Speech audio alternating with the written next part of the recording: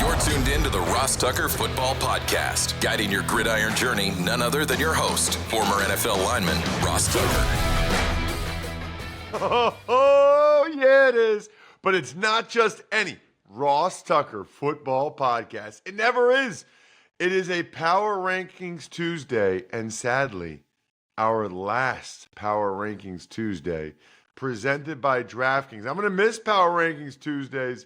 Absolutely love telling you what I think about every team, where they stack up. These are the final Power Rankings because 18 teams, their season is over. I mentioned it's presented by DraftKings. I also mentioned yesterday on the College Draft Podcast that if you want to be the spread the word winner this week, what did we say we were doing this week, Jack? We were looking for replies to the live stream. Replies to the live stream. Thank you, Jack. I totally blanked right there. So, replies to the live stream. We live stream at YouTube, Instagram, Facebook, Twitter. We now live stream this show. So that was interesting. While we're live, I just forgot that we need to reply to the live show that we're doing right now. That'll be great for you guys to see. Anyway, just reply to this live stream. Love that this is live or whatever. Reply to the live stream. A lot of people are watching it, which is great.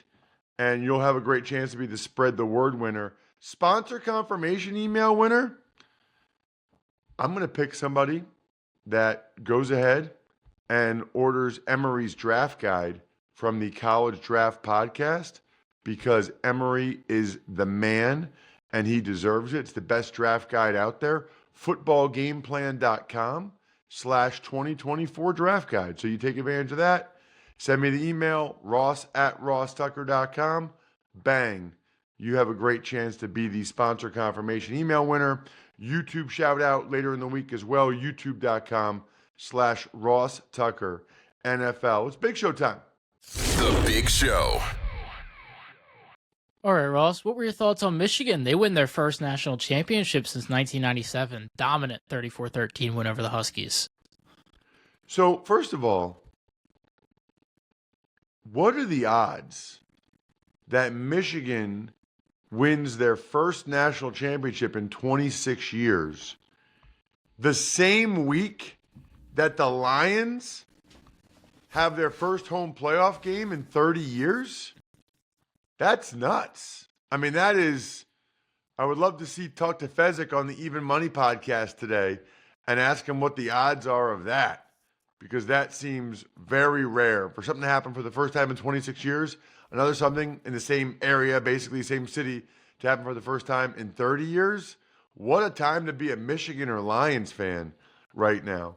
Just some thoughts from the game. You know, some cool things I thought that happened, right? Number one, and I've thought this kind of all year, there are so many tight ends out there that can't really block all that well that I think if you have a couple of really good tight ends blocking at the point of attack and they can man up some of these defensive ends in the running game or outside backers, that is a huge advantage in the sport of football. Huge advantage. And I noticed it with Michigan over and over again, especially, by the way, on the two long Donovan Edwards touchdown runs. I mean, Donovan Edwards had two long touchdown runs. And honestly, Jack, I was going to work out during the first half so it would help me stay up for the second half. I got on the treadmill and Donovan Edwards ran for another touchdown. And I was like, I still have to do power rankings. I still have to get the show ready for tomorrow. This game's going to be over in 2 minutes. Like, I really thought it was going to be a blowout. So kudos, I would say, to Washington for hanging in there. They played much better run defense after that. It was a one-score game late in the game. And let's be honest, Washington had their chances. I mean, so many chances. I said this on social media last night. I'm at Ross Tucker NFL. We're at Ross Tucker Pod. Penix reminds me, the way he throws the ball, of all of those Kenny Stabler videos, the snake from the 70s for the Raiders. That's like his body posture. That's his physique. That's how the ball comes out. It's eerie. I mean, 50 years later, to see a guy throw, and I know it's the left-handed thing a little bit, but it really, that's who he reminds me of. And honestly, the Huskies had their chances, man. It was a one-score game deep into the fourth quarter, and whether it was drops by the Huskies or Penix missing throws he normally doesn't, or they connect, but then there's a holding call. They were just one play away several times from tying the game up, from being in until the end. I still think Michigan probably would have won, but man, they were right there so many times. A couple other things that jumped out. It's so funny, Jack, because I do so many college football games on television. You know, everybody does the spread offense and all the zone read and the RPOs. It's fun for me to see Michigan come out there with like an extra O lineman, with 2 tight ends. And what happens when you do that, right? When you have an extra O lineman, when you have 2 tight ends, you're creating extra gaps that the defense needs to make sure they are in, right? Like run defense is gap discipline football. You need a man in every gap. Otherwise, that's where their ball will go. That's where the running back will go. You don't have a man in the gap. And Michigan created that, and Washington early had their issues. Later, they were much better about it. The last thing I'll say about the game is I think it's really unfortunate that Michigan won the national championship in the same year that there was multiple suspensions and the whole Connor Stallions and cheating saga. Because just looking at social media last night, that's what like half the people were saying. And I don't think that whatever they were doing with Connor Stallions and those videos, I don't think it helped them this year. Everybody knew about it this year, right? Like I think that was over at this point. So, but that's the problem, right? It's like what I tell my kids, like that's the problem when you do something like that. You allow other people to call into question all of your accomplishments and the things that you genuinely accomplish. I think that's a shame. I really do. I think that's a shame because there will always be people, and a pretty big portion of them, that when they remember this Michigan national championship, that's what they'll remember. And I don't think that it benefited these players in especially these last 5 games or whatever, at all. Not at all. But yet, that will be the public perception for a lot of people, which really stinks. You know what else stinks, Jack? Having old showers or bathtubs. You got to be like me. Jump into the new year. I know a lot of you said you have some home improvement projects you want to get done in the new year. That was like your New Year's resolution.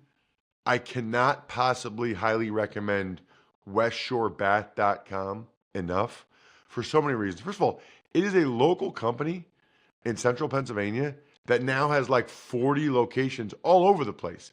When I've told you guys about this before, people have ordered it in South Carolina and Phoenix, and it's pretty awesome. You know, it's cool for like a central Pennsylvania company to be this, and there's a reason, right? Because they are crazy flexible. First of all, the pricing's very affordable. They'll give you a free design consultation at a time that works for you. You tell them a time, they will come and give you a free consultation. Then it's kind of up to you, right? You want to do it? Great. You don't want to do it? That's fine too. But why would you not at least go to westshorebath.com to be able to save big with their West Shore Home New Year savings event? westshorebath.com, westshorebath.com. It's time for the all-important Power Rankings. The worst team in the history of the NFL is... All right, Ross, 32nd. Shocker. Carolina Panthers. It was nip and tuck between the Commanders and the Panthers down until the very end. But the Panthers, watched a lot of that Panthers-Bucks game, and the consistent ability to have touchdowns not be touchdowns, or to do, I mean, they really easily could have won that game. So I put them last. 31st, Washington Commanders. By the way, the Panthers fired their general manager, Scott Fitterer. Not all that surprising. And then the Commanders fired Ron Rivera, the head coach, Martin Mayhew, the general manager. That's not surprising. I guess what is that they've hired some guys as outside consultants, including Bob Myers, the former Warriors GM in the NBA, and Rick Spielman, former Vikings GM. I think those guys are just advisors. They're not employees. They're just going to help the organization with the next step, whatever that is, right? Whether that's going ahead and getting a team president, or they have a team president in Jason Wright, but whatever they do, right, at every level, maybe it's just the GM and the head coach. We'll see. 30th, Los Angeles Chargers. Pretty wild for a team that talented to finish that low, but I mean, when's the last time they won a game? And they were not good. The injuries, Herbert. Usually when your coach gets fired with that many games left, it's probably not a real good deal. San Diego, for the last time, Jack, for what, 9 months? Crazy. Almost 9 months. San Diego Superchargers. San Diego Chargers. Go. Chargers. Go. 29th, New England Patriots. By the way, speaking of Go Chargers Go, my daughters watched Kindergarten Cop Saturday and Sunday. My wife's on this thing where she wants them to watch like old movies from the 90s. Really is funny to watch some of these movies. Patriots, based on Bill Belichick's comments, he's going into work every day and getting ready for next year, and he and Robert Kraft are going to have conversations at some point. They're trying to figure out exactly. He's not going to be the coach next year, but I think he's making it pretty clear he doesn't want to be traded. He wants to be fired so that he can get the money and go coach somewhere else. I don't blame him. 28th, Arizona Cardinals. Cardinals have a lot of draft picks. I don't know how. I think they have a lot of cap space too. I think they took like all their pain this year, all their pain and suffering with the transition this year. So I think they should be in pretty good shape next year to rise up the ranks. I think they probably will. I picture them being like in the teens next year. 27th, Tennessee Titans. Titans got a big win against the Jags to finish the season. It sounds like Vrabel's on the hot seat. Something might happen there. There's talk of Vrabel maybe going back to New England to coach the Patriots. There's a lot of rumors going around. Usually most of those rumors, by the way, are from agents, okay? The agents of the coaches trying to stir up and manufacture interest in their client to A, get them to land a job, and or B, get them more money for the job they do land. 26, New York Jets. Jets, Jets. You know what's funny? Did you see the comment, Jack, yesterday from Aaron Rodgers about, we need to get all the stuff out of this building that has nothing to do with winning? Whereas, and maybe this is what he meant, but like watching them, I thought that was one of the reasons why they wanted him to be practicing at the end of the year. Like they wanted to be able to like show these highlight videos of him throwing the ball in slow motion. And I mean, I don't know if that's what he's referring to, but then he was asked about the Jimmy Kimmel thing, and he said, "I'll address it tomorrow on the show," meaning the Pat McAfee show. So I don't know. He's kind of a piece of work. 25th, New York Giants. The G-Men. They're got a lot of changes there. It's funny because they fired several guys, like the special teams coach, the O-line coach, and then Brian Daboll said he envisioned Wink Martindale being back, but then it looks to me like he fired two guys that Wink Martindale's really close with, so then Wink Martindale resigned. So maybe they just didn't want to have to pay Wink Martindale out, and so they just fired his buddies, because that happens sometimes too. Dirty, man. It's dirty. 24th, Denver Broncos.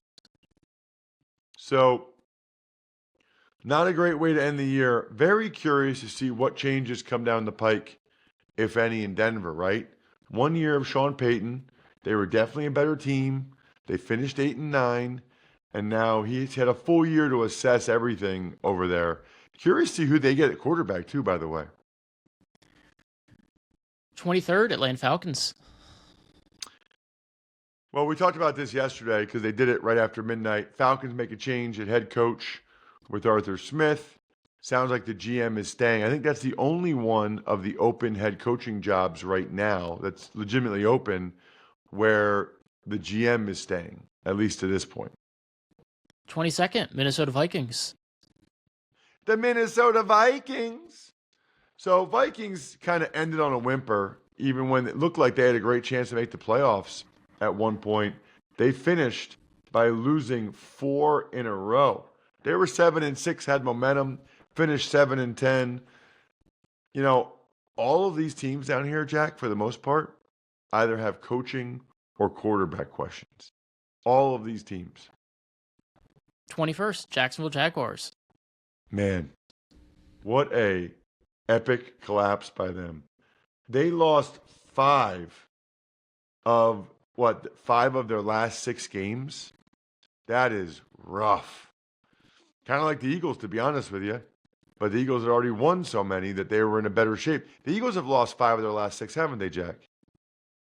Yeah. Something along those lines. Yeah, because Yeah, they were 'cause they're 10-1. 11-6. Yeah. Boy, that is bad. Losing 5 of your last 6. Jaguars, it cost them the playoffs. Eagles, it cost them home playoff games. 20th, New Orleans Saints. Oh, when the Saints come marching in. Oh, when the Saints come marching in. It sounds like it'll be with Dennis Allen because it sounds like Dennis Allen's getting another year as their head coach. 19th is the Bears.